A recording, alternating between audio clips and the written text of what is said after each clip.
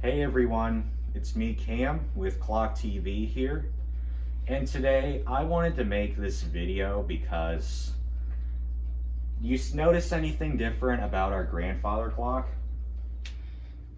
Notice anything different?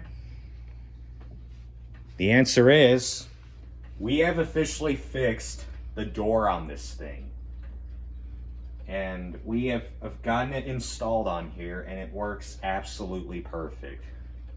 But firstly, a huge thank you goes out to my good friend Jared for helping me out with this project. It really means a lot to me, and this thing has not looked any better than this.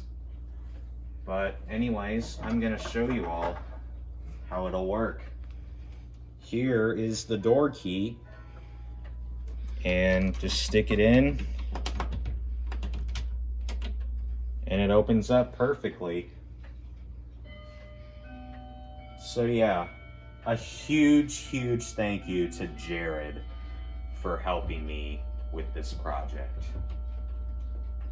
So that's pretty much all I wanted to show you, and I hope you all enjoyed this vid. Thanks for watching.